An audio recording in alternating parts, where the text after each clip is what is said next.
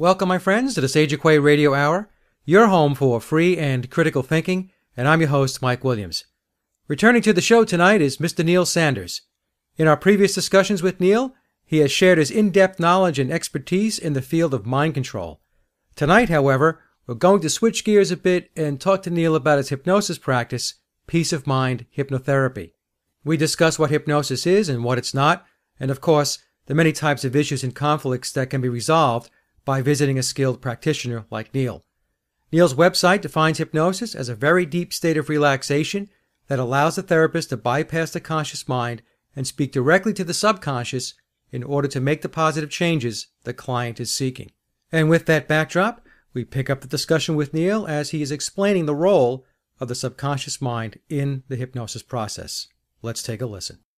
And when we're talking about what the subconscious mind is, basically the school of thought, which basically comes from psychoanalysis, really, is that the human mind has got three parts, really. It's got the conscious mind, which is everything that we're considering now, the things that you have to think about in present reality, what you're going to say next, how you're going to react. Oh, that's a nice thing that I've seen out the corner of my eye, all the sort of things that you are thinking. You've then got your subconscious, and then there's your unconscious as well. And what your sub and unconscious do is they tend to organize the automatic responses, things that you need to do but you don't want to have to think about. Like, for example, if I want to pick up a pen, there's a hugely complicated number of muscles and reflexes and synaptic responses that have to go. Now, luckily, my subconscious mind has learnt all of those actions, so I can do that without actually having to think about it. Another example, a more terrestrial example, would be typing, for example. Like when I first started typing, I had to very consciously look for each letter and press it down and check the screen and make sure I'd put the right one in and everything like that. And until all of a sudden you absorb this into your subconscious mind and it becomes an automatic process. You get muscle memory and you get response techniques and stuff like that. So basically it becomes a habit or something that you've learnt. And often, or more often than not, unpleasant things that people wish to sort of treat with hypnosis, for example, nail biting, comfort eating, smoking, for example, they're habits. They're things that you've learnt to do and you've become accustomed to do, and so it's become sort of locked in your subconscious mind as an action. And so that's why hypnosis is effective at getting rid of it. Because often, for example, if you could talk or think the problem through, say you've got like anger issues, and if you could sit there and rationally think why I shouldn't do this or whatever, then that's a conscious problem. That's something that you could deal with perhaps counselling or something like that. But if there's like an impetus that you can't seemingly control, that basically it's an automatic response, or it seems like it just bubbles up from nowhere, that's a subconscious response. That's a learnt action that your brain has learnt and may well have been useful at one point, but now it's actually causing you problems. In many of those situations, Neil, and it sounds like that talk therapy or psychotherapy might not be a quick solution. It might take many years with talk therapy in order to work through something, if you're even able to break that barrier. Because I think what you're saying is you have to break through that conscious mind barrier to get into that subconscious, unconscious mind in order to make that change, that behavioral change. Yes, absolutely. Because as I say, the responses are not something that you actually want to do. You're not consciously saying, yes, this is how I will react to a situation. But if you think of your brain like a computer, or the school of thought that I come from is that basically your action at one point served a purpose, and so that's your sort of default reaction to every situation like that from then. You at one point realized that perhaps when you were very young, that reacting to a set of circumstances by screaming and being very, very loud and boisterous and angry, that achieved the result that was favorable to you. And because the brain usually works with pure logic, it goes, okay, that worked on this occasion, there's no reason to think that that won't work on every single other occasion. And then obviously, as you do it more and more and more, it compounds it. Or alternatively, what can happen is that a circumstance will have happened when you're quite young, you were embarrassed or something happened and you reacted again in a sense of pure logic, and that was stored really in your head until much later in life another incident happened that brought up these unpleasant feelings. And so basically your brain was racking its sort of memory banks trying to find out what is an appropriate response, how have I coped with a situation like this before, and then that would bring up the symptoms. So this is perhaps why people might develop a symptom like nail biting, or well, I mean, it can be anything really, but they might develop a symptom later in life, when certain pressures get too much for them, or something happens basically. Now, Neil, a lot of times, and you and I have spoken about this before, so we don't have to go into great detail, but sometimes some clients might be concerned that hypnosis is mind control, that in some way as a practitioner, that you're going to have control over them. Is that the case or not?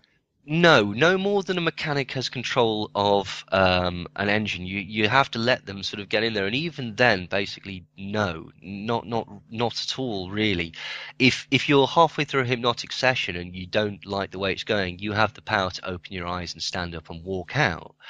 You are aware of what's going on. It's not like you're. A lot of people basically did. I think I've said this to you. People think it's like the Vulcan nerve pinch, where basically you're unconscious and you don't have any awareness or anything, and then you'll wake up later and go, "Oh, wow, what's happened?" Or that somebody will tinker with your brain and make you do something that you don't want to do, and none of those things are possible. You can't make somebody do something that they don't want to do.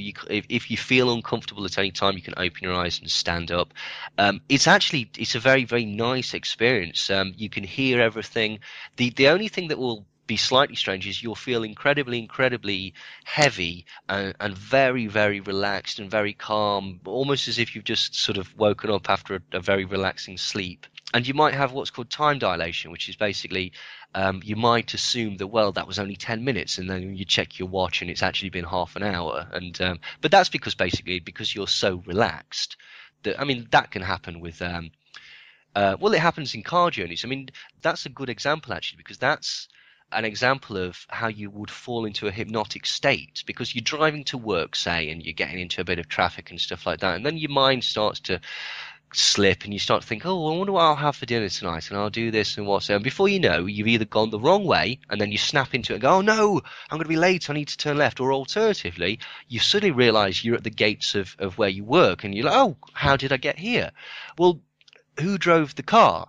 Well, you drove the car, but what happened was your conscious mind was distracted, and the automatic process, because you know how to drive a car, the automatic reflex actions just took place, and you went into what we call autopilot. And basically you're able to do that, and at the second that anything would require your conscious reaction, like when you realize you're late, like when you realize you've arrived at work, like when somebody steps out in front of you, you suddenly go, oh dear, and press the brakes, and you'll be perfectly okay. But that is essentially what you're trying to achieve with hypnosis, is to try and get somebody into that state. The other example that I always say to a client, if they're worried that they might not be able to be hypnotized, I said, well, there's 2 points. You will be able to be hypnotized if you will allow me to hypnotize you, because I'm also of the school of thought that a hypnotist doesn't really hypnotize somebody per se, but he creates the scenario for somebody to go into hypnosis, basically. And then the other thing that I say is have you ever cried at a film? And obviously the majority of people have. They've cried at a film, or they've felt emotion at a song or something like that. Now that is an example of the bypass of your critical analysis, because you know that the lady at the end of Beaches didn't really die, but you can empathize with it. Even though you know that that's an actor and this is a fiction, what you've done is you've allowed your critical analysis to bypass, and you're in touch directly with your subconscious empathetic side. And so that's why you feel these things. And so if that happens to you, then yes, you are a suitable candidate for hypnosis. So then it sounds like hypnosis, or being in a trance state, is a natural state of consciousness that we go in and out during the course of the day? Well, it certainly seems that. I mean, the thing is, there is as you know, there's different schools of thought, and, you know, very, very eminent people debate this. But yes, basically, it feels akin to daydreaming, when when basically you sat there and somebody's talking to you, and then you just start staring out the window, and then all of a sudden you go, I'm terribly sorry, I just completely zoned out there. That's basically what it feels like. You can hear the sort of in the background because you're still awake, but you're just not consciously taking note of it. And so that's really the job of a hypnotist, is to distract the conscious mind by there's numerous techniques, as I'm sure you can make them. Think of a relaxation scale. Imagine walking down some steps. Imagine walking around a garden. You can imagine them sinking lower or floating on a lake. Anything really. Just to basically watch a television show is usually a good one. Just so that basically they're concentrating on something that allows them to be lowered into this deep state of relaxation. So the hypnosis, then, if we had to kind of put a definition around it, one of the components of that definition would be, Neil, that there's a high level of concentration and focus. The only focus that is there for the client really is to look at something at the beginning, for which is called an eye fixation, which is basically you either stare at a dangling watch perhaps, or your finger, or a point on the ceiling, or whatever, and that sort of concentration on the part of the client.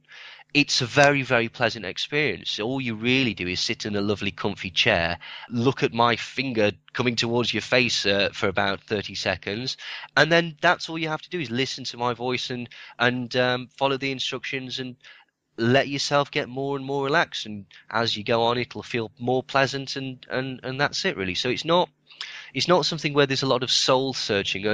Obviously in Hollywood and stuff, it's always very, very dramatic. You see people wrenching around and going, oh no, there's somebody in the room. Oh no, that never happened. I mean, for example, you can speak and you can go memory recall like that. You can do past life regression. You can do all sorts of these things. But I've never had anybody where it's, even if the experience that they're actually remembering was quite horrible, you can distance them from it in such a sense that it's not, they don't have to experience any emotion at all. Personally, I do an idiometer response, which is basically you answer yes or no with your fingers, and so it's a way of directly tapping into the subconscious mind. You do a sort of quite elaborate setup, and then when you ask questions, the person is concentrating on a relaxation scale in this particular technique, and so they're concentrating on going 13, oh that's relaxing, 14 is even more relaxing. That's all they're thinking about, and their subconscious mind is making one of their fingers rise to answer yes, and one of the fingers rise to answer no. And that sounds very, very strange, but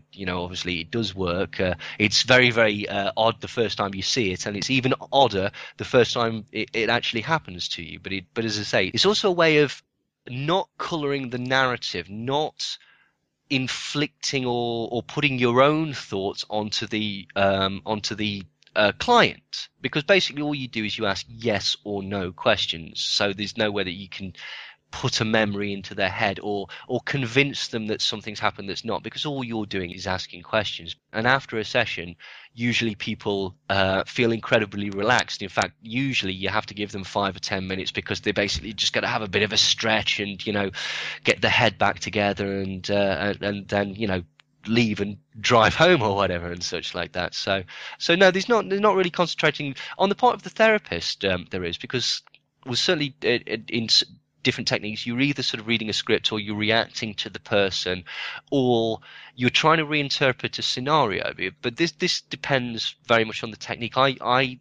use a form called curative hypnotherapy, which basically it believes very, very basically that the reaction that you've got, whatever it is, the symptom, be it weight gain, be it biting your nails, being it adult acne or anything, that's a symptom that was a reaction to a certain scenario. A scenario happened when you were an adult, and your brain went, I know how to deal with this, and they created this. And it might seem completely disparate and very, very alien to what the actual cause is. Now, what we do is we have symptom, reason, belief, cause. Now, the reason is usually that the brought on this is being embarrassed in front of a crowd, or someone laughed at you on the bus, or something happened that you felt uncomfortable, and then you developed the symptom, be it nail biting, whatever. Now, the school of thought that I come from is that basically, well, lots of people might have been in that circumstance, in a similar circumstance, being embarrassed in front of a classroom or something like that. They don't all develop anxiety, nail biting, depression, or whatever. So that must be that particular person, that reaction was caused by a belief structure that they have about themselves, that this reinforced. They believe something about themselves, usually that they have low self-worth, or that they embarrass themselves in public, or that they're an embarrassment to others, or something very, very negative. And that belief was reinforced by the situation, which then caused the symptom. So what I, as a curative hypnotherapist, have to do, we have to find the initial scenario. We then find the belief that informed that scenario, and then we go back and find the situation that first formed that belief. And so there's usually like 3 or maybe 4, because you sometimes get some that are not right. And what it'll be is, I'll give you an example, okay? And this isn't a real one, because the other thing is that I'm 100% confidential, as you have to be. But this is an example. Playing with kids when you're younger, and one of them says, no, you can't play with us. You're too small. We don't want to play with you. So logically, your brain goes, if I was bigger, physically bigger, then perhaps they would play with me. And then your brain stores that in a file. Many years later, a very, very similar situation will happen that causes the same type of anxiety, the same type of feelings of rejection, and your brain automatically, like a computer, goes back to the last time this happened. How did we deal with this? The problem is, all the files have moved around because you're not 6 anymore. So putting bigger shoes on isn't going to trick them anymore or anything like that. So your brain goes to a complete logic and goes, bigger, I'll make myself bigger. And so you might, for example, start to develop weight and get bigger and bigger and bigger, because your brain thinks that that's a way to respond to the circumstance. And then, so this would be perhaps why some people can't think through certain problems. And we'll use the weight as an example, because I know that a lot of people do have a problem.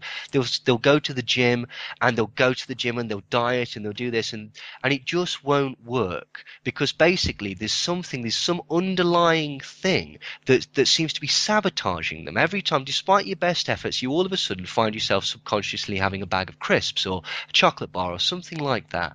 Or your brain goes, you know what, you're so depressed, you've been trying so hard, treat yourself. Or alternatively, you've been doing so well, treat yourself. The reason for that is because your brain thinks that symptom is beneficial, and it's either going to be a protection, a prevention, a punishment, or a warning to yourself or others. That's the school of thought that I come from, is that basically these are the reasons, the 4 reasons that you might have a symptom, and then you've got to basically, as I say, find out. And in that particular case, it would have been a protection. The weight was acting as a protection from those feelings of rejection that she got from the logical interpretation when she was very younger. So once you can remove that belief by saying, well, obviously, as you were a child, you misunderstood what they were saying. That's perfectly okay. You were a child. But if you misunderstood that, then the belief that you learnt is incorrect. Yes.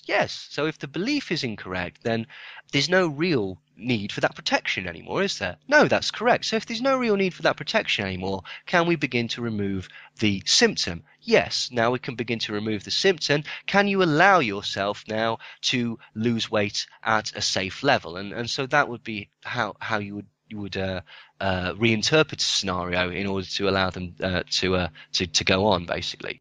Now, Neil, do your clients ask you, will one session work, or is this going to be a multiple session type of program? How do you respond to that? Well, I usually say that unfortunately it's how long is a piece of string. I always say, to be fair, that it could take anything. It could take up to 6. It could take 8. It could take numerous sessions, because the way that I do it, you have to reinterpret it. And the first session is basically getting used to visualization, getting used to hypnosis. The second session is setting up the ideometer response and finding it. But there's a thing called conscious interference, which is basically, because this is a new thing, sometimes you'll be listening, and your conscious mind will start to interpret things, and you'll start to think ahead and go, oh, this was that scenario, I remember this, and such like that. So occasionally you'll get it wrong, and you need to double check, like a double blind experiment. So you need to check on the second session and the third session. By the third session, we're looking for the actual root cause of it. There are certain things that can be dealt with one session, but usually if you've got a problem, if you don't want it to sort of reinterpret and manifest as something else, it's usually about 4 to 5 sessions. It could be more than that. Obviously, what we try and do is you try and get people through as quickly as possible, and also be, effective, because you want to help people. They've come to you for help. They've come to you with a problem. You don't want to be a charlatan. You don't want to take advantage of that. You want to help people, and you also want to get a reputation as being somebody that is honourable, and somebody that right. is effective quickly, and such like that. The sorts of things that can be done in one session: stop smoking, because smoking is usually a habit that's picked up to be in with the in crowd, or to be more adult, or to impress people. So there wasn't really a sort of a cause per se for you to start smoking. It wasn't like a reaction to a trauma or anything like that. I mean, obviously sometimes that can be the case, in which case it can take longer, but smoking usually you can sort out in an hour basically. There's other things that you can do in one session. There's things like stage fright techniques, and affirmations and things like this. There's a thing where it's like an NLP technique, where basically you can give somebody an anchor, which is pinching their fingers together, and it floods them with confidence, makes them feel $1 million and on top of the world. And if anybody ever watches like television and stuff like that, you see the red carpets and such, a surprising amount of actors you'll see with the left hand, they'll pinch their finger and their forefinger and their thumb together just before they go and speak to the news reporters, because it's an incredibly effective technique. It's actually the sort of thing that would be really good for salesmen, or anybody that's got to do sort of like face-to-face customer interfacing and stuff like that. It's really, really good for that. It's great for if you've got nerves before an exam, or a driving test, or something like that. It's just really good for sort of a boost of confidence. But as I say, what it's usually used for, what it was originally intended for, was for stage fright, basically. Okay, and then the whole premise that you may have to come in for 3, 4, 5 sessions, when many people, I'm guessing, have tried to deal with the issue for maybe 20, 30, 40 years. Yeah. I mean, it's really a minor investment when you think about how long maybe they have struggled with the issue. Absolutely. I mean, yeah, that's certainly the case. I mean, a lot of people don't realize that it is a viable option, and also an awful lot of people as well have perhaps dealt with circumstances for so long that they feel that's just the way it is, and that perhaps there isn't a solution. And obviously there's also a thing where what some people will be nervous to try something, even if they know that it might help, because what if it doesn't? Then where am I? Do you know what I mean? It's like you're hurtling towards the ground, and your first parachute won't go. You sometimes think, I'm not going to pull that second parachute, because if I don't, if that one doesn't work, I've got none left. Which obviously doesn't make any logical sense, but you can understand why people would do that. And there's also a stigma attached. This is the thing. It's the 21st century, and there's a real stigma attached to anything concerned with mental health. I mean, I was trying to think of another phrase there, actually, because basically even the sort of phrase mental ill health, it conjures up lots of images, basically.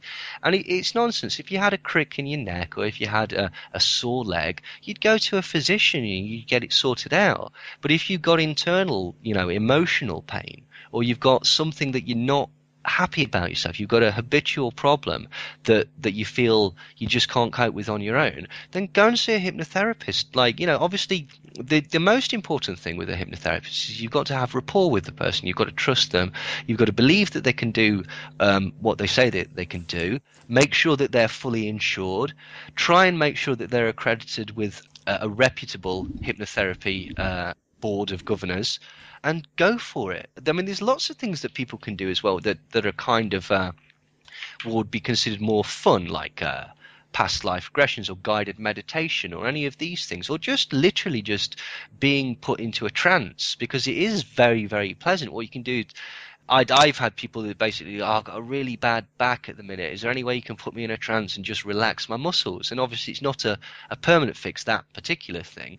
But you know, it works because, as I say, the thing is, your subconscious mind, whilst it's doing all your processes, your heart, your lungs, your internal organs, your circulatory system, everything like this, if we accept that it can affect that, it can affect everything else as well. So it can affect your metabolism. It can affect how much energy you feel that you've got. This is all the things. This is why people that feel depressed feel very lethargic and low and stuff like that. Because basically, as I say, the whole thing sort of, that's where the expression feeling like a black dog's on you, like you've got the weight of the world on your shoulders. Why not give it a go, basically? Because it is incredibly effective. I know, because before I trained as a hypnotherapist, I was in exactly the same position. I had certain anxiety problems, and I thought there's nothing that can be done with this. And it was incredible. The person that I went to see, who actually who ended up teaching me and being my mentor, he was an incredible person, and yeah, he really really helped. So you know, that's kind of, I mean, I would assume that the majority of hypnotherapists have obviously been hypnotized and stuff like that, and I think that quite a lot of them are aware of the beneficial nature of the technique as well. It's one of these things, because it's considered a complementary therapy.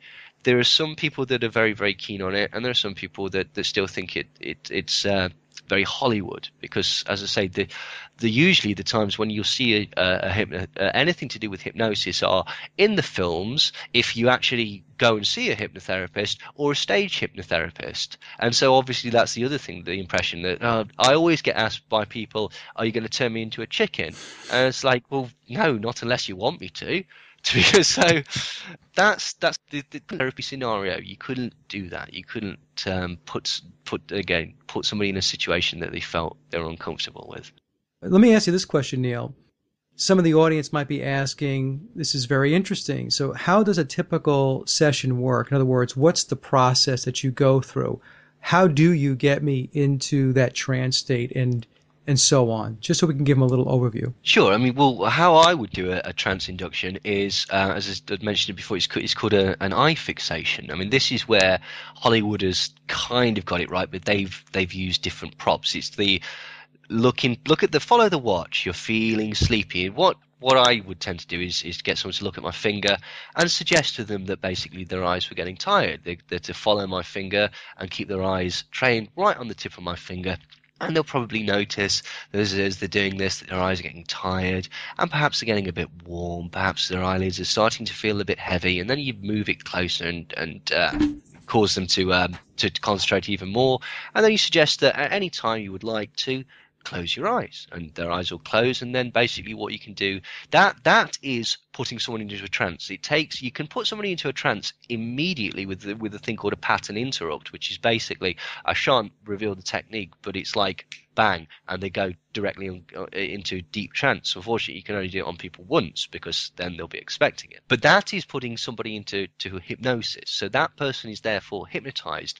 The next stage of the therapist's job is to deepen that hypnosis to the point where that you can, say, communicate with them at a subconscious level. So the first thing that I would do is I would suggest that to ignore all the noises outside except for my voice, and just to concentrate on how very comfortable they feel, and then to breathe in deeply and to breathe out. And they'll notice that as they're breathing in, they'll feel very very relaxed, and as they're breathing out, they're releasing all the tension from their body.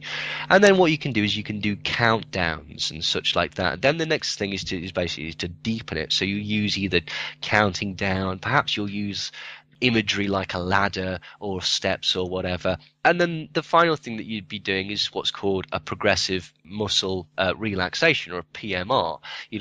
I usually start at the feet and basically get them to concentrate on every part of their body, and it moves up, and as they're concentrating on it, they'll start to feel like they're relaxing, and this lovely feeling will sort of start to envelop the whole body. And the more it envelops, the more relaxed they'll feel, and the deeper they'll go, and the stronger the feeling will go, and this will go round and round and round and round. And basically that's it. I mean, so In the very, very first session, somebody will come in. I'll explain to them how hypnosis works. I'll explain to them what the subconscious mind is. I'll explain to them what can be treated. We'll discuss their problem, figure out exactly what it is that they wish to achieve by this, what would be their end goal. And then I would explain to them how hypnosis feels, alleviate any of their doubts, like, no, I can't go in your pockets whilst you're under and stuff like that. Of course not. Usually in the first session, we would do a bit of imagination work where you go through a meadow and up a hill with a companion of your choice, and then would bring you out of trance. In the next session, we'd set up an idiometer response, which is getting your fingers, and then we'd start to examine regressional techniques by going backwards and backwards and backwards. In the type of curative hypnotherapy, you use the same methodology regardless of the symptom. So if it's pulling your hair out, if it's anxiety, if it's depression, if it's weight gain, if it's alopecia, if it's anything like that, you use the exact same technique. What you have to do is something that's called an agreed wording problem, and because that's how the person understands their problem. Now, I'll give you an example. Somebody that I heard of that was being treated was this isn't a real case. This is a test scenario that was used to explain it. They had irritable bowel syndrome, or IBS. I don't know if it's perhaps got a different name in America, but cramping of the stomach and like certain foods disagree with you and such like that. No, it's IBS here too. Oh, yeah. is it? Right, cool. And basically, she'd had this since she was very, very young. Now, she said to the hypnotherapist, I've got IBS. And then she sort of, and a good hypnotherapist or a good therapist, because the thing you've got to remember is you're a hypnotist and you're a therapist. So you're there a lot of the time just to be an ear to listen. You mustn't sympathize, you must empathize. You mustn't go, oh God, that's right, it's terrible. You must go, no, I understand. Don't worry, we can help you. But basically, because she'd had this IBS problem since she was about 5, and now she's 30, she doesn't know it as IBS. She knew it as her tummy troll, which sounds silly, but basically, because that's how she understood her problem, her tummy troll, that's what we had to treat. And so we treated her tummy troll, so we reinterpreted it and basically used that agreed wording to remove the tummy troll. So that removed the symptom, and that actually alleviated the symptoms of the IBS. So it was a very successful case. But that's the point. So if basically people are sat there and going, yeah, but this is a silly problem, I call it this, or this is daft. Again, the two things that I'd reiterate is it's 100% confidential, and I've never really been shocked by anything. Do you know what I mean? There's never been anything that anybody's come to me and I've gone, oh my God, because there isn't. This is the other thing. People tend to think that they're, and not to denigrate their problems, but people tend to worry that they are exclusive in this and they're different to everybody else, and that they're just, there's something wrong with them, and that's not the case. This is something that can be fixed, basically. Yeah, that the issue is unique to them and them only. Yes, exactly. That's exactly right. Now, Neil, what kinds of issues can hypnosis help with? You've mentioned a couple of smoking and weight release.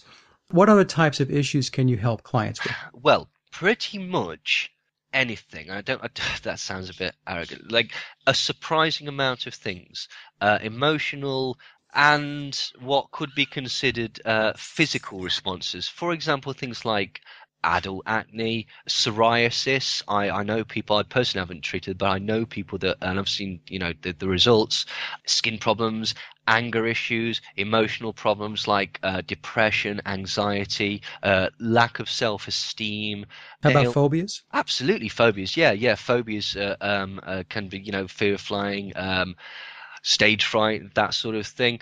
Pretty much anything that you feel that is causing is a detriment to you, anything that would be considered something that either is a habit that you just can't seem to kick, like overeating, like self-harm, like pulling your hair out, anything that's a phobia that you don't want to get, like fear of snakes, fear of flights, fear of the number 13, fear of public spaces, public speaking, or anything that you consider an emotional problem, like depression, anxiety, giggling, blushing, anything like that can be dealt with. Sexual problems.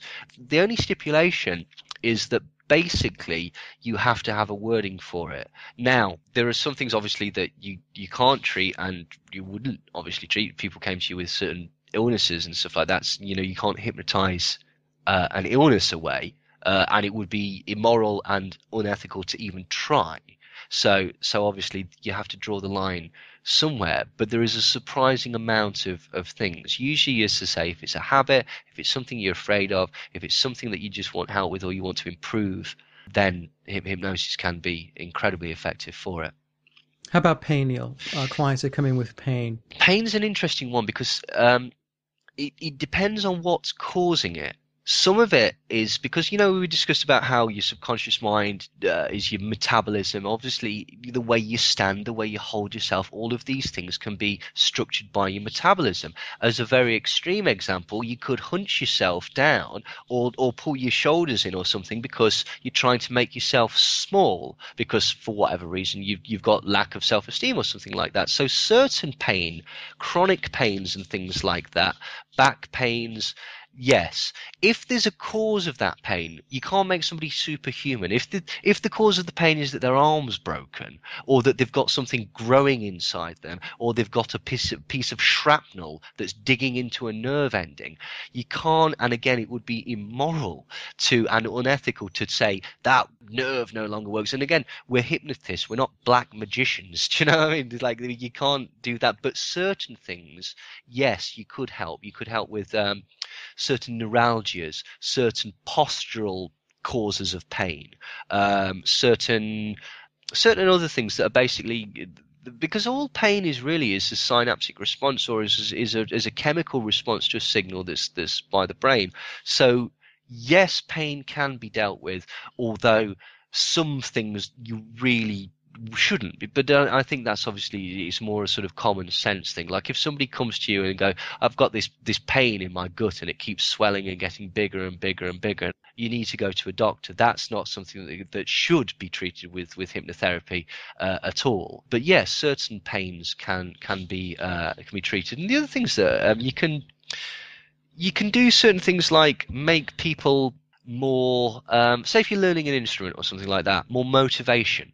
You can again, you can't turn somebody into Slash by basically you are now Slash, but what you can do is you can basically say, okay, you've got like an anxiety about the guitar. You look at it and it's all complicated and there's too many frets and the neck's all big and you don't know where your fingers to go and it all becomes a bit too much. So what you could do is you could put in either a confidence anchor or something like that, or you could do it curatively where basically you would remove the reason that they believe that they can't do. Because some people, for example, like, oh, I'll never get good at this because I'm not the sort of person that's good at that sort of thing. That's a subconscious belief. That's a habitual form belief. That can be dealt with curative hypnotherapy. Or if, as I say, you wanted to, I play guitar, but to be honest, I'm playing at this Shea Stadium, and I'm really, really nervous. Okay, well, we'll give you a confidence boost or something like that. We could do that. But this is the point. It is an incredibly versatile and effective method of treatment. There are certain things that sometimes I get quite frustrated because you see people that are suffering with certain problems. They have anxiety, they have depression, they have agoraphobia, issues like that, confidence issues and stuff like that. And you just think, please, you can't drag people off the streets, but you just think, please let me show you that there is something that can be done for you. It very much again depends on your problem. Sometimes it might be just counselling that's required, for example. But if you're finding that counselling doesn't help, or if you're finding that basically it's almost like there's something inside you that's stopping you, or that something out of your control sparks this reaction, this symptomatic reaction, whatever it is, be it fear of the color red, chewing the skin around your fingers, twisting your hair and eating it, anything like that. If there's something that you just don't understand why it's happening and you want to change it, then go and see a hypnotherapist. Now, to get them back to understand the issue, the anchor, and the triggers, yeah, is that a process of regression? Do you take them back in time? What do you do there? It's not back in time per se.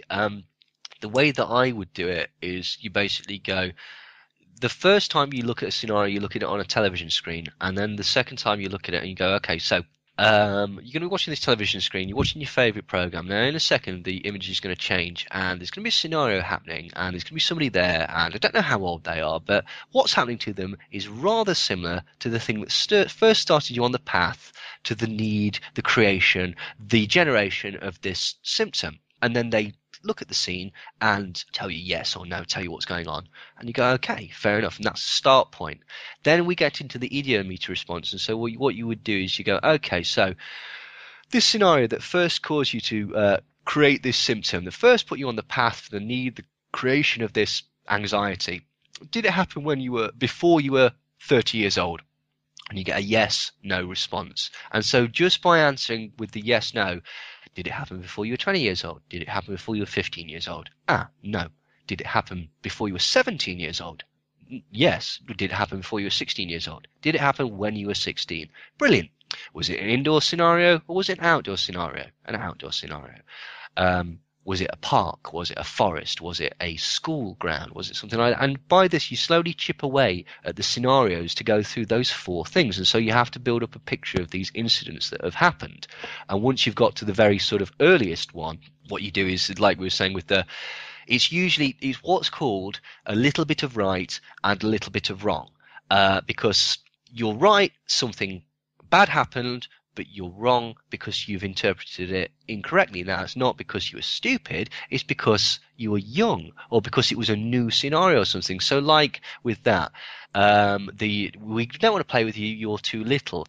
You're right. They didn't want to play with you. You're a young kid, but you're wrong. It wasn't because of your size. It was for something completely different that was not your fault.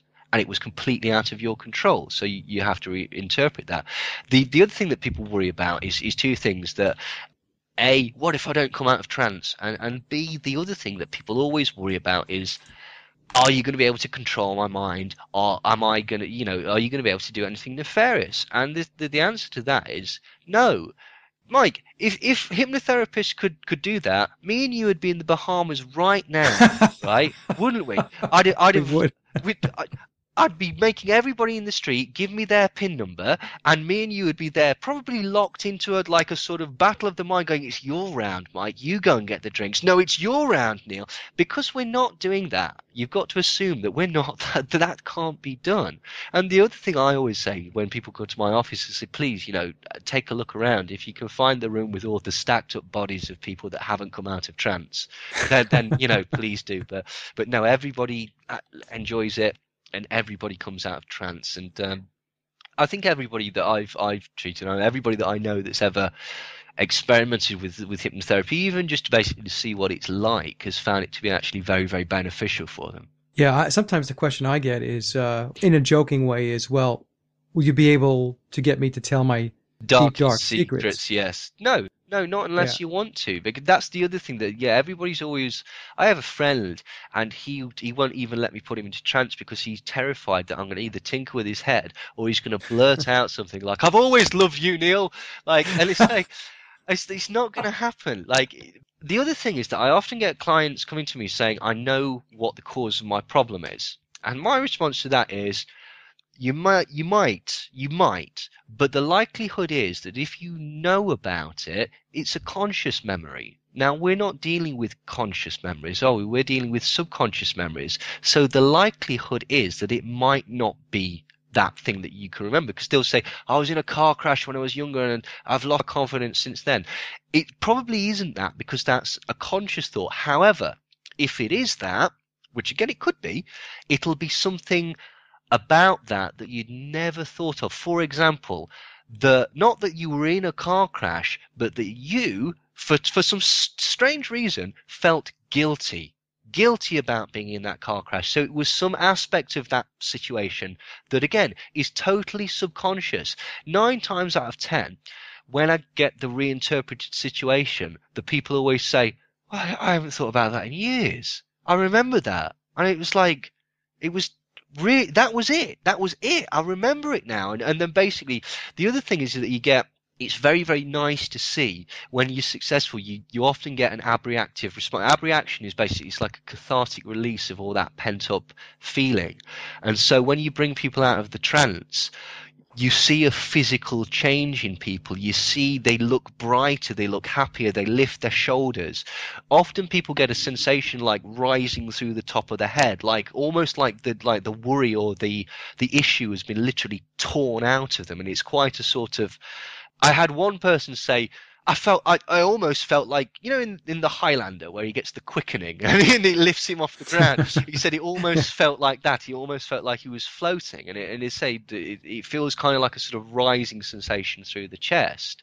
I've had people that have come in and basically, when they were first explaining their problem, which was shyness, they were so shy that it was hard for them to talk to me, and they were actually crying as they were telling me that, oh, my problem is I'm shy, and they felt that they were taking up my time.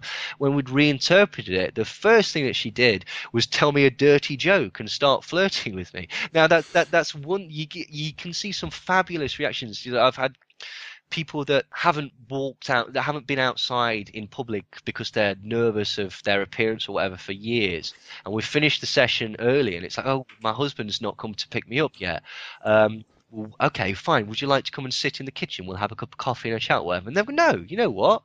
I feel like walking. I'm going to go down to the centre of town and go and look around the shops. And they've not done that in years. And so when you get to see that, and you see the response, it is an incredibly rewarding experience, basically. So, it's a really nice.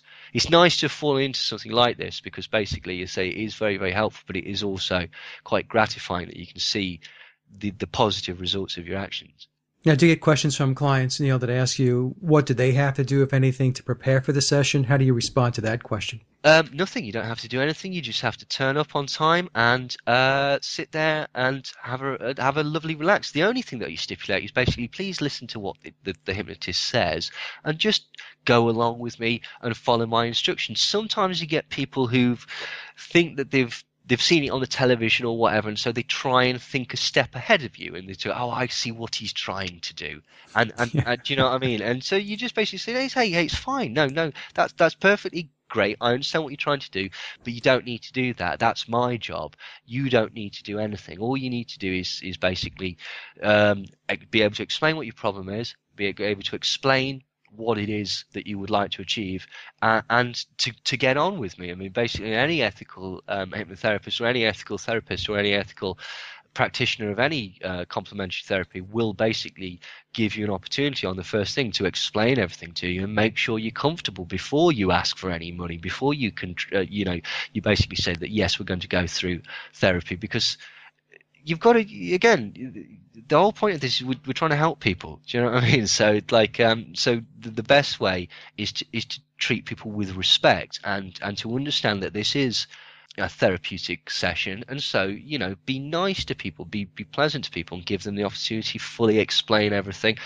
And if you develop that rapport, it's going to work a lot better, basically, as well, and it's going to be more effective. And usually, so the way that the curative hypnotherapy works is that the concept is that once you've removed the belief, the symptom, then you go through all the things. The symptom, once it's gone, won't return because there's no need for it. You don't need that protection, that prevention, that warning, or that punishment anymore. It's gone. So there's no need for it to manifest somewhere else. There are certain techniques that can be done whereby, and again, this is only a theory because there are some people that are very, very successful with other things, but the point is that some people believe that basically you need to address the underlying reason rather than the actual symptom. The symptom, whatever it is a response to something else that's happened. And so if you just use, say, forward positive projection, or just tell somebody that they don't need that anymore and don't address the underlying problem, there is a chance that it could manifest somewhere else, basically. And so, again, different therapists have different schools of thought, but I tend to like to do that because I found that the symptom doesn't return. It just doesn't return. Do you get a small minority of clients, Neil, that block or resist? In other words, they don't go into trance, and it's because maybe they have racing thoughts, or they're doing what you said before. They're trying to get ahead of you, so they're not really listening to you. Yeah, They are, sometimes. I mean, like I've yeah, had occasions where I had one occasion where a client would go to sleep in trance, and basically the thing is, I just had to think on my feet, and basically, well, okay, we'll bring him out of, we'll wake him up, tell him to go and wash his face, and then we'll do another thing, but with a decidedly lower level of relaxation. To be quite right, honest, because hypnosis isn't sleeping, usually if people fall asleep, it's because they're very, very tired or because they're actually consciously resisting or something like that. You can get conscious resistance. I found a lot of, with certain people, once I was training, they would consciously resist or they would try and think ahead or whatever. But usually when people tend to come to see you, because they have a vested interest, because they've basically got some reason to, they're not gonna try and resist. If you wanted to resist, you could sit there and go, no, no, no, no, no, I'm not listening to you, and stuff like that. But unfortunately, that's a rather expensive way of proving a hypothesis, isn't it, basically? So I've never had any situation whereby basically I couldn't get somebody to transfer, we couldn't treat them at all. What I would do is basically, if there was just physically no way of treating somebody, I'd be fair with them and say, look, something's happening. Perhaps you don't really want to do this, okay? Or perhaps we don't get on, or whatever, okay? And so in that scenario, you just say, well, I'll tell you what I'll do. I'll recommend another hypnotherapist for you, and if you'd like to go to them, or if you'd like to go away and come back a few weeks later, that's perfectly okay, is what I would do. I've never really had a problem because, as I say, most people, everyone that comes to see you, they come to see you for help.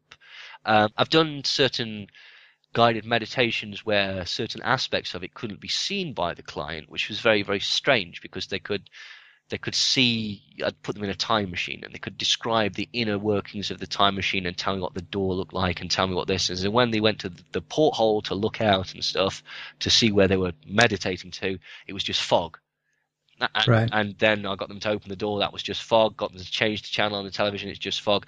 Everything else they could see vividly, and they could feel themselves floating and flying, and they could describe this fictional machine that they were in and stuff like that. But they couldn't just see that bit. So that was a bit of a mystery to me, that one. But no, not really. As I say, the usual sort of thing is that basically, have you ever done the autopilot thing whilst driving? Have you ever cried at a film? Then there's really no reason to think that you couldn't be hypnotized if you allow me to. If you want to sit there and resist it, of course, as we've said before, this isn't an assault on the senses or anything. It's very much sort of a way to guide somebody into relaxation. Now, Neil, with smoking cessation, Yeah. what if the client calls you and says, look, I want to quit smoking, but the reason why I want to quit Mm. is because my spouse is on my case or my kids are on my case?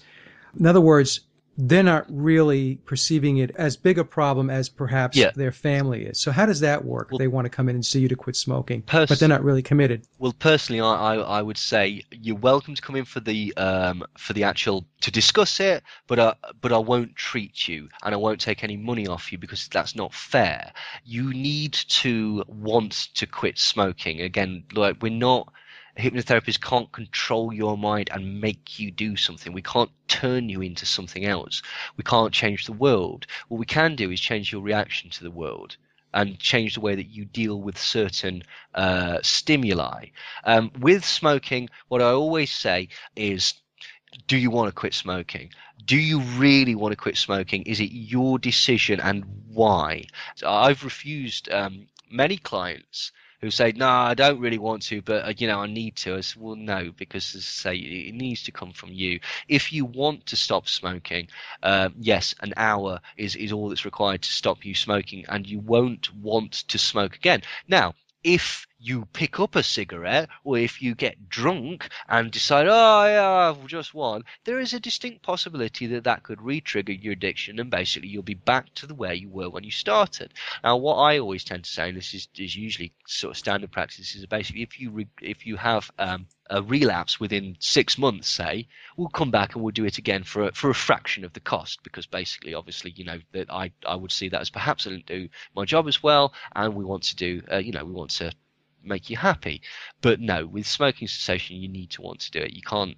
But this is what we were saying earlier. Hypnotherapists and hypnotists, they're not. It's not like Rasputin or Svengali or anything like that. We're not creating mind controlled zombies or something like that. It's a therapeutic technique, and it's ultimately in the client's hand. If they don't want to be hypnotized, they don't have to. If they don't like it, they can stand up. But if, as I say, with something like smoking, you can't really force somebody, no. And the ethical thing to do is to basically refuse them as a client. Now, do you work with alcohol? Yes, but I do it as a curative thing. I don't do it as like I'll do it in the sort of several sessions thing, because usually I'd suggest that alcohol, everyone likes to drink. So you're reacting to alcohol in a way that is not usual, or it is not beneficial to you.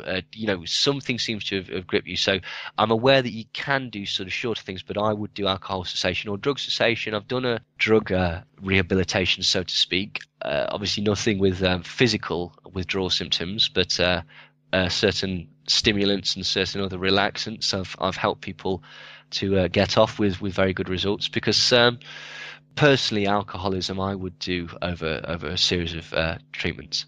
I find that alcoholism is a little tricky because if it's dependency, that becomes a lot more difficult. And I'm speaking from my perspective. Yeah. If it's binge drinking, where they can go weeks, months without having an alcohol problem, but then they go out for the weekend or Friday, Saturday, and they get themselves clobbered, and they don't want to do that anymore. Yeah. That's obviously easy. The other thing is, like, as I say with anything, you always need to check what medication people are on. And if there's anything like that, like a drug dependency, like an alcohol or a chemical dependency, or anything that you do two things, and the responsible hypnotherapist will do these two things. First, they'll tell you to check with your GP or your doctor or your specialist or whatever, and until they've got that say so, you won't proceed, because you don't want to hurt people or do anything that would be adverse to, like, some people, if they stop drinking straight away, it's going to be a massive problem for them. So you need to make sure that that's not going to be the case. And the second thing to do is basically check with your insurance company, that basically, because they'll tell you what you are able to do and what you're not able to do. And so again, it's like anything. You're constantly learning, so check things, check the textbooks, check to see if there's a different methodology that could be do this. Phone other hypnotherapists and ask them and say, what is this? Have you had this response before? Have you ever treated somebody like that? What is it to expect? But that's the thing. It's a therapeutic thing, and it's a care for the client thing. So you've always, that's the fundamental underlying thing, is what's the best for the client. It obviously it is a job, but that's not why you do things like this. You know what I mean? We've not become a hypnotherapist to become a millionaire. You've become a hypnotherapist because basically this is something that hopefully we're quite good at, and it's good, it's useful, it's something that's nice. You know what I mean? If we wanted to trick people out of money, we'd do that thing where you pull organs out of people's body, or become like, a traveling evangelist or something like that. There's easier ways to do it. This is something, I say, that can be incredibly useful. Now, Neil, the other question I had here was, do you work with adolescents? Yes, teenagers. I don't tend to like working with children. I've tried, because Children, you meaning pre-adolescents? Yeah, and I'll tell you for why, right? Because you tend to get into a scenario sometimes where you're trying to do something for the parent of that child rather than the child, and often there's a thing called secondary benefit that you have to think about with hypnosis, which is basically some people will come to you and go, I've got this problem. And the reason that they don't get rid of the problem is because they're getting something out of it. For example, somebody might have, and again, I'm not trying to have a go at anybody, but there are conceivable scenarios where somebody might develop some sort of thing that they feel is a detriment because it gets them attention, or it makes them exciting, or it means that they can't leave home, or it means that their partner can't leave them, or it means that people treat them nicer, for example. And so there's certain things that are like that. And sometimes with children, you get into a very, very difficult situation where it's like, is this child got something a habitual problem that needs solving, or has this child just figured out that if he acts this way, then he gets what he wants? And sometimes I just don't want to be in the, I know of people who've got into scenarios where basically they've turned around and said, there's nothing wrong with your child, he's trying it on, and you need to discipline your child better and be a parent and get off your behind and actually act up and stop trying to look to other people to solve your lack of problem. And so I tend to avoid children purely because of that. I had one person, this is the strangest thing that's ever been requested of me. Somebody phoned me up and said, can I hypnotize their son to see if their wife had hypnotized them to hate him? I was like, what?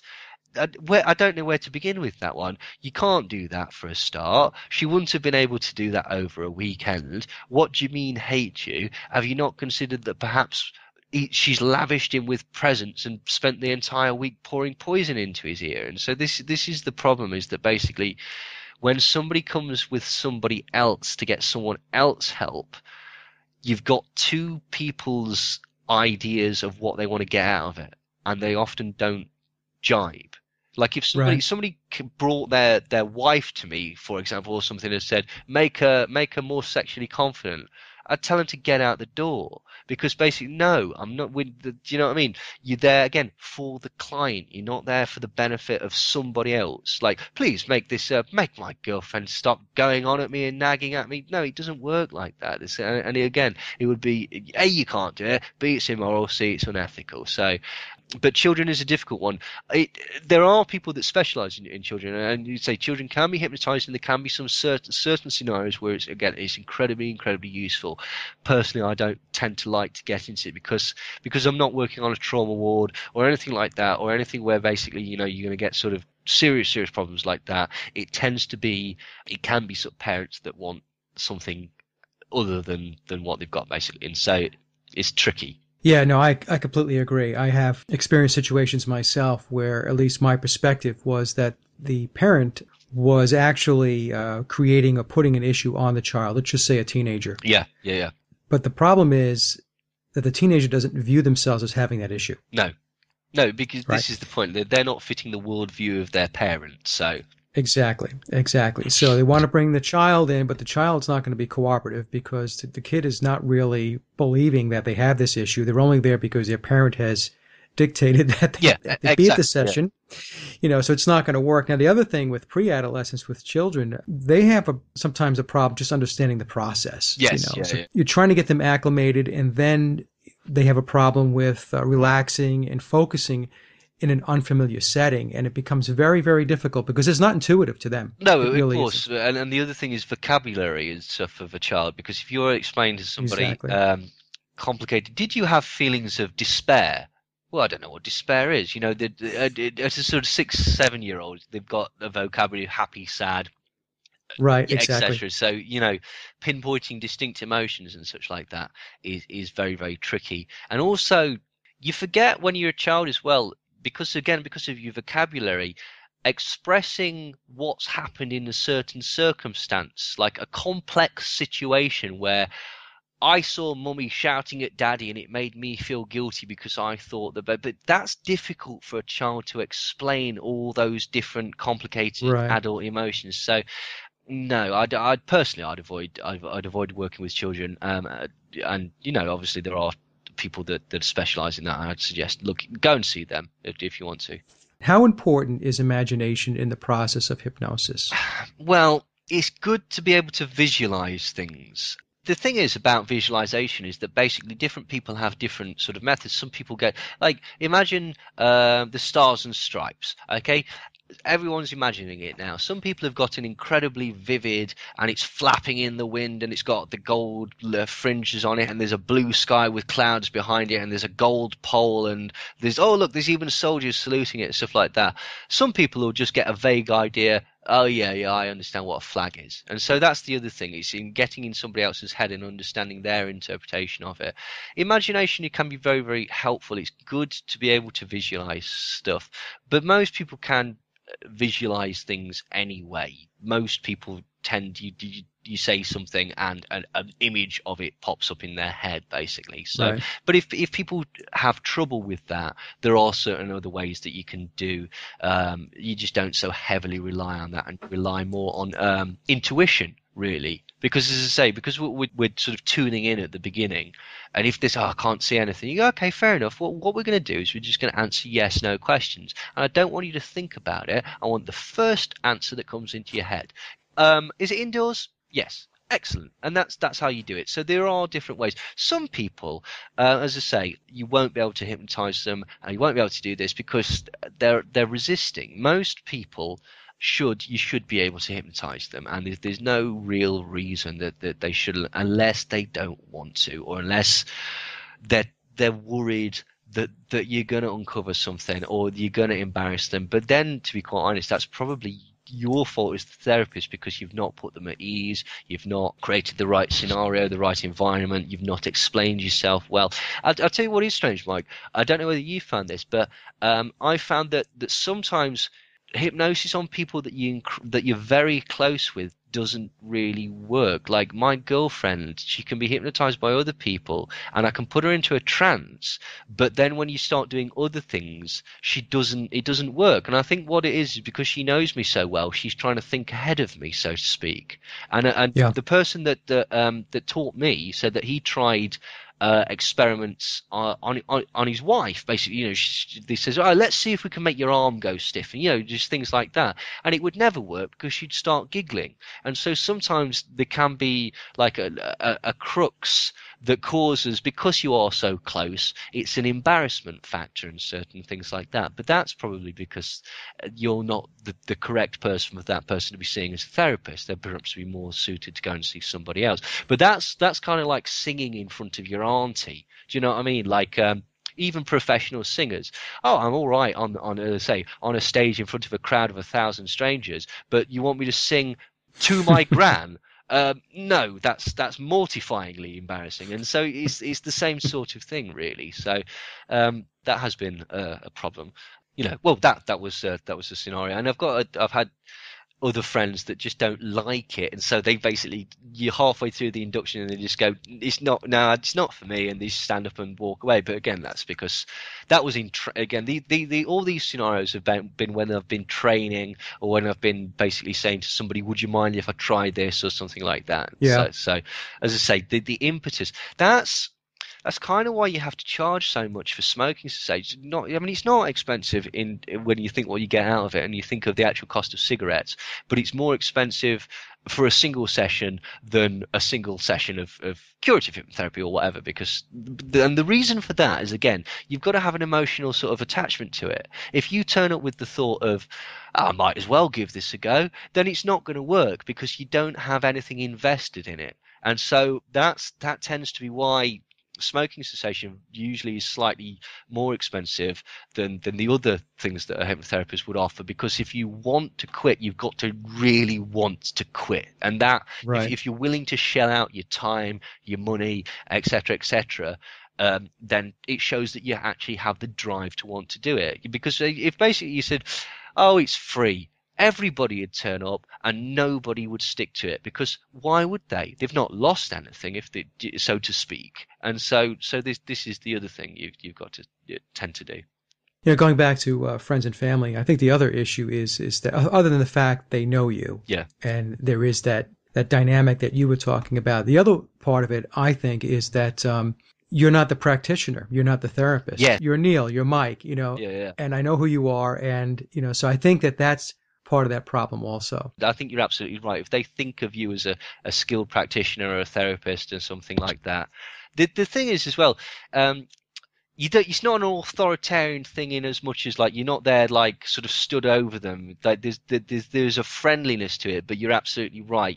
They need to basically think of you as the person that's going to help me, rather than John, Your friend. Yeah, Right. Yeah. exactly.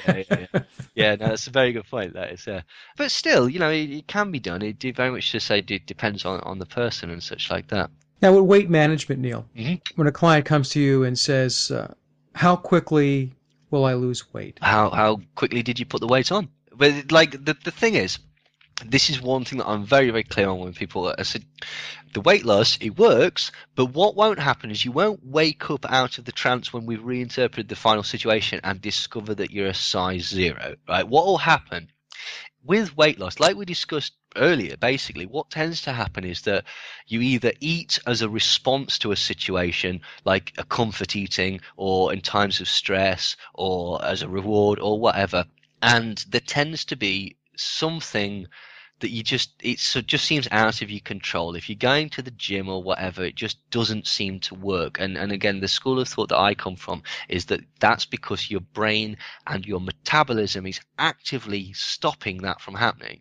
So what we do is we get people to the point where basically they don't have that mental block impinging them. And that sounds a little bit airy-fairy, but I can only go off the clients that I've had where basically as soon as we've got to that bit, they feel like it's not a problem anymore. They feel like they can actually do it. And then from there on, just food isn't the big crutch that it was before, and so they don't tend to do it. What we tend to do is once you've had the reinterpretation, you tend to wait 2 weeks and then have the client come back, and basically you then do a sort of yes, no, and double check everything. But the most important thing is to ask the client, how do you feel? How have you been getting on? And so what you'll tend to find with people with weight loss and stuff is that they'll just feel generally happier and more positive, and they'll just kind of get the feeling that there is sort of light at the end of the tunnel. They'll perhaps be able to, I've gone for walks, I left my chips, I went out for a meal, and I've never done that before, but I felt full halfway through and so I didn't finish it. And from that point on, there's nothing that the brain's doing to stop you losing weight at a safe level.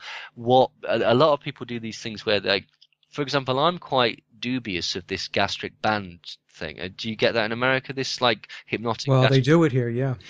I'm not sure about that. It's incredibly expensive, and I always tend to get the impression that it'll probably work like initially, and then later, because again, you've not addressed the underlying cause. Now, I suppose Right. again that very much depends on your school of thought, of the methodology. But I would imagine that the majority of people that have these hypnotic gastric band things, perhaps 6 months down the line, suddenly start to notice that it's not working anymore. I don't know. I know of a few people that do it, and they charge an absolute fortune, and they seem to be making claims that seem a little over the top. I could be wrong. I don't know. It could be incredibly effective. It could be one. Again, that kind of boils down to what your thoughts about hypnosis are as well. Because, like, I suppose if you did it well enough, and I'm sure there are certain people out there that are able to do it and make it stick. But I'd be happier with a client if they wanted to sort the underlying symptom, because it's like if you've got measles, putting a heavy layer of foundation on doesn't mean that you've not got the measles anymore. It just means that everyone can't see the symptom of measles, and so that's not really solving anything. But that's you've got to be again fair with the weight loss thing and stuff, and say, look, with all of it, you've got to manage your client's expectations. Basically, we can make you have self-esteem, but that's not going to turn you into I don't know, who's incredibly confident. It's not going to turn you into a rock star like the second that you wake up. That's a starting point, and you'll feel better about yourself. But yeah, you've not got to be unrealistic. You're not going to drop the weight, and it wouldn't be safe to do that. Basically, it's safe Right. to lose about 1 to 2 pounds a month. I forget. I think it's one pound a week, 1.5 pounds a week. I think that's like the safe level. Any more than that, it's not healthy for people. So you've got to, and this is the thing. It takes a long time to actually put that weight on. It's going to take a bit of time for that weight to come off. It's just that basically you've now got the tools to be able to do that, and there's nothing that's going to be instinctually stopping you or sabotaging you or anything like that. Well, it's also for the clients, for those that are listening, and it has a lot to do with how much weight you want to release. It's your body structure, it's your metabolism. Are you exercising, and what's your age? I've had clients come to me, and maybe they're in their 50s, and they'll say, well, I want to weigh what I weighed when I was 20, Well, 21. yeah, exactly. That's not going to happen because your body's not the same anymore. Like, Exactly. but that's like if somebody came to me and basically said, "I'm 50. I want to be 19." So I'm sure you do. So do I. I'm terribly sorry. We can't change the world. We can change your reaction to the world and how you deal with stimulus. That's what we can change, basically. So yeah, you've got to be realistic about people's expectations and stuff like that. And then, you know what's really interesting as well, right? Confidence, self-esteem, and anxiety are not interchangeable. You could be for example, I've had clients that basically come and say, "I've got anxiety," and then you get rid of that, and they say, "Well, I'm still not feeling very confident." And so you sort that out, and they say, "I've still not got much self-esteem," and so you sort that out. Well, and basically once you've got the three things, because it depends on how the person understands it.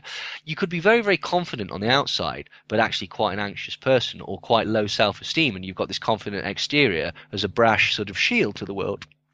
You could be very shy and anxious, but actually incredibly self-assured, but you just don't sort of put it out there and stuff like that. So often things that perhaps would seem like the flip side of the same coin, depending on the client's interpretation of it, could be three separate things. The good thing is that usually, basically, because you've set up the ideometer response, you've got the visualization going, you understand the things and the blah blah blah blah. If somebody came to me for anxiety and then came back the next week and basically said, okay, the anxiety is sorted, but now I've got low self-esteem, you're basically 60 to 75% already through that. So basically it shouldn't take terribly long. You probably be able to get that anxiety in the same session. So it wouldn't be like, okay, start again. We're going to have another 4 sessions. It's a continuation of it basically. And you're sort of more honing the actual wording so that the client finally gets that, yes, that's how I wanted to feel, basically. Okay, well, this has been a great discussion, Neil, really. It's great talking to a fellow hypnotherapist and getting your insights and your perspective. Now, your clients, how can they reach you? Well, they can reach me. My website is nottinghamhypnosis.com. The actual name of my hypnotherapy company is called Peace of Mind Hypnotherapy. I have a Facebook page, and I'd be incredibly grateful if anybody could go on the Facebook page for Peace of Mind Hypnotherapy, which is linked through my Facebook pages and stuff like that. And please take a look. I've got a website with testimonials on there and certain things. If anybody wants to phone up for any questions, I'm very friendly. My number's all on the website. If people want, questions or discussion about what could be treated, what might be able to help them, what if, anything really, to please give me a ring. Also, some people might know me through the Neil Sanders Mind Control thing and my Facebook. With that, you can also link to it that if you go on neilsandersmindcontrol.com, I believe there's a link to the Peace of Mind Hypnotherapy on there. So I'd be incredibly grateful if everyone could just go on my website and go on the Facebook and stuff like that, because obviously, as you know, Mike, it's one of these sort of things where the more people go on it, the more it goes up Google, etc., etc., etc. Exactly. And that's sort of I'm trying to make this a success. So but those are the main places: nottinghamhypnosis.com, which is also called Peace of Mind Hypnotherapy, also Facebook Peace of Mind Hypnotherapy, and Facebook Neil Sanders, and neilsandersmindcontrol.com.